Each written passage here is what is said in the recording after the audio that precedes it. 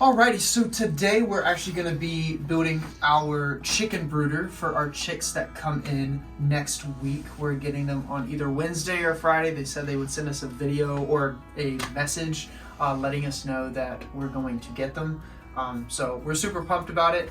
I know it kind of looks a little weird. We're in our attic space, and so we're going to start off with the Tractor Supply's premium pine shavings. So we're gonna put that in this play pen. The pen that we have for our chicken brooder is a dog play pen that we just got off Amazon. Super simple. It can easily hold 20 chicks, which is exactly what we got. So we're super pumped about it. So we're gonna go ahead and open this.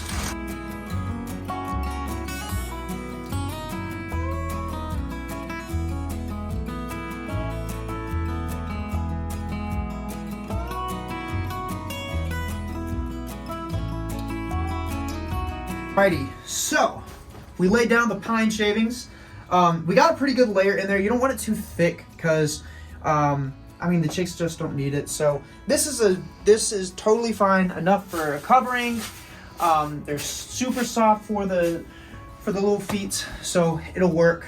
The next thing we're gonna do, we're gonna place the heating plate in here. Now this plate, is different than your traditional heat lamp. A lot of people get the very hefty heat lamps, but this is a heat plate. So what this is it acts like a mother hen. So the little chicks are gonna come underneath and feel the radiant heat. They're gonna go under it, kind of think like it's a mother hen, and that's how they're gonna get their heat. The heating lamps, yes, they work just fine. However, I'm sure everybody's heard the horror stories of ones dropped, either killed the chickens or actually set everything on fire. We don't want that.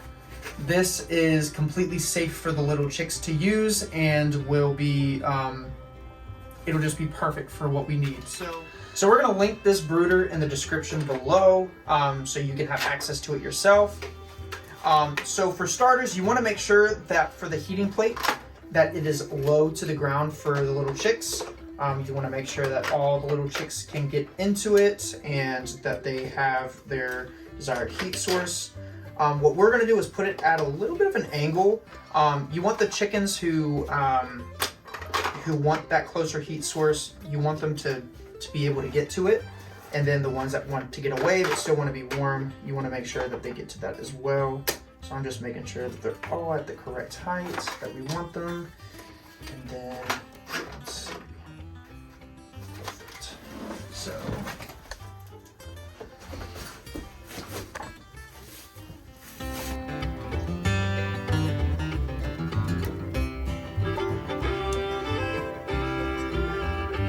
So the next thing is obviously your food and water bowl. Really what you're looking for in a feeder, you want to make sure that there are little holes for the chicks to get in, but also not scrape out the food. The little lines right here will help prevent them to scrape out the food, and you can also adjust the heights on these. So as they grow, the feeder kind of grows with it. So you can put them in there like that at first, or when they're teenagers, and then you can lay them like that while they're little chicks, day old chicks. So that's the easiest thing to do, and just make sure it's in there securely. And then obviously the water is a big thing. A lot of people like to hang the waters. We don't really have the room in here to hang the water. So we're just gonna make sure that the water is over here. It's easy for them to get. They are going to scrape shavings in it. I already can see that that's probably gonna be a thing. So another thing that people like to do, what we're probably gonna end up doing, is put bricks underneath each one. So if you put a brick underneath, less likely for the shavings to get in, less likely for the food to get into the shavings. It's just all around a better thing for you to do. So I do recommend getting bricks for each one and just making sure that they sit right on top. And then obviously you want to make sure that you have feed in here. Since we're not getting the chicks for a few days, we're going to leave the feed out of it. But over here, we do have a container.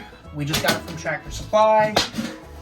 We have all of our chick starter feed in here. It's a ton of it. We're going to end up using this for when they grow older as well. So we're just going to transition it out.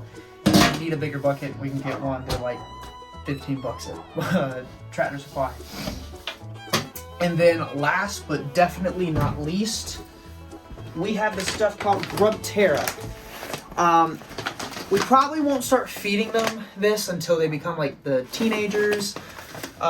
So probably about 4 weeks or so, 4 to 6 weeks of age, we'll probably start feeding them this and training them to come to the sound of it.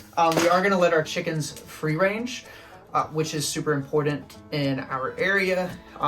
Yes, I do know that there are predators in the area.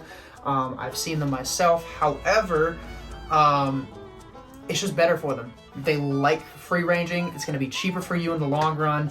And if you just shake the bag and train them to come at a certain time, they will know to go back to the coop. And truthfully, you probably don't even need to do it, because that's where they get their food, that's where they get their water, and that's where they know that they're going to be safe.